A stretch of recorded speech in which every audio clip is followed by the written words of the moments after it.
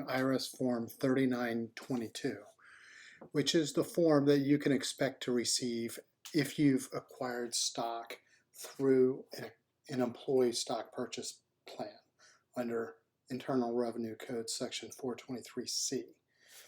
So we'll walk through this tax form, which you should expect to receive from the company that you're working for. I do want to point out that there are 3 copies of this form for every person that this information is being reported on. Copy A gets sent by the company to the Internal Revenue Service Center. Copy B is a copy that you should expect to receive as an employee. We'll go over these information fields and your instructions in just a moment. And then copy C is the corporation's copy. This is what they retain in their records. So while it's important for employees to have good records on their stock purchases, it's just as important for the company's record keeping. And of course, since all of this paperwork gets a copy sent to the Internal Revenue Service, let's circle back to what you should be expecting when you receive 3922.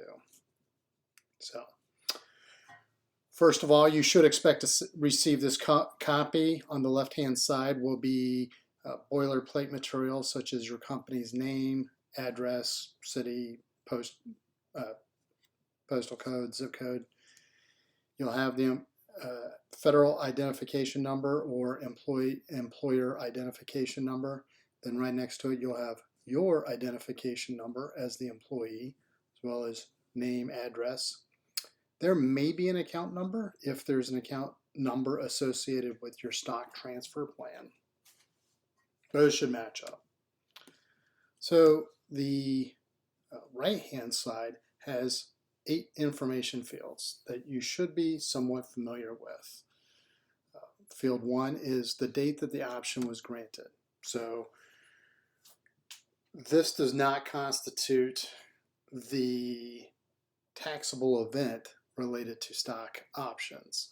It simply means that if on April 1st, 2022, that was the date that your company granted stock options, then that's not a taxable event until you get to the point of having exercised those stock options.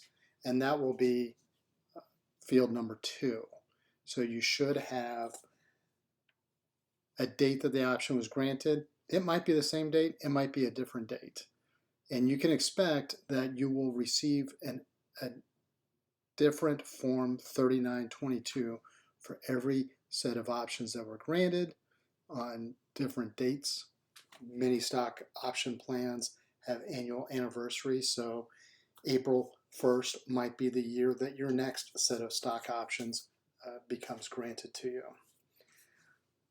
If you exercise options on multiple dates, you can expect to receive the Form 3922 for each date that you exercised it. You're going to see in block 3 the fair market value per share on the grant date. So if you had the option issued to you to buy 100 shares of stock of XYZ Corporation and each share was $50, then you would see $50 here on the grant date. That means that is the option price. That is a price per share on the fair market on the date that you had that option issued to you. Block 4 would be the fair market value per share on the exercise date. And then option 5, box 5, would be the exercise price that you paid per share. So let's imagine that your $50 market value rose up to $60 by the time you exercised it, but you received your options to exercise at $30 a share. You would see block 3 as $50, you would see block 4 as $60, and then you would see block 5 as $30.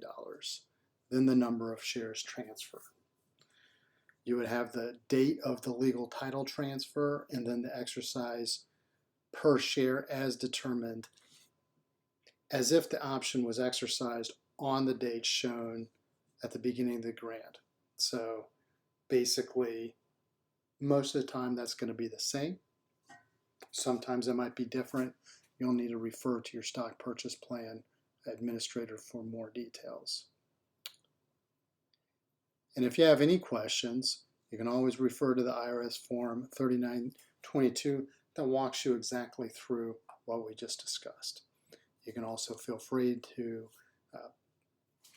dial into the article that we've written specifically for this subject. Simply go to teachmepersonalfinance.com, type in 3922 in the search bar. Thank you.